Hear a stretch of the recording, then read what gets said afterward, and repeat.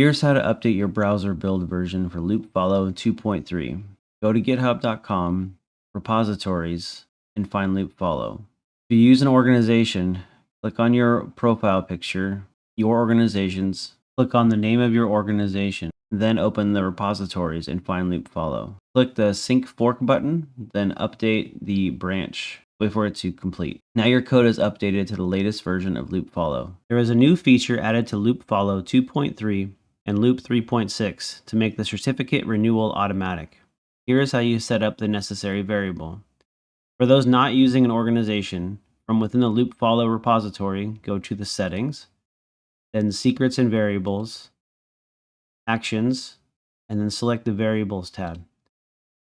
Then select the new repository variable.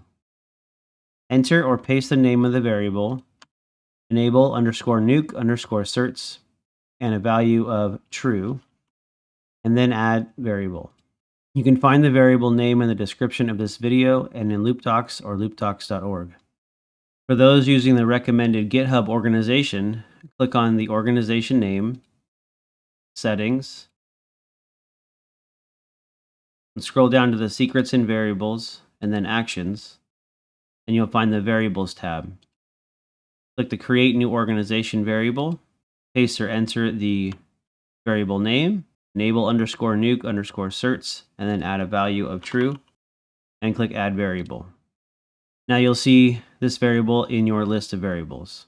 New with version 2.3 is the ability for LoopFollow to automatically check for updates every Wednesday and sync your fork, which is similar to what we did earlier, if any updates are present. The GitHub Actions will then build a new version in TestFlight on the 1st of each month, so an unexpired version is always available in TestFlight. This is the same way the current Loop app is managed in GitHub. Finally, LoopFollow can now ensure your certificates are valid, otherwise it will remove the expired certificates and generate new certificates as part of these scheduled checks. Going forward, you should only need to run step 4 to force a new build, as the certificate step will be handled automatically. Now let's force a new build of LoopFollow so you are fully up to date. Go back to your LoopFollow repository and go to Actions at the top, then go to step 4 for Build LoopFollow.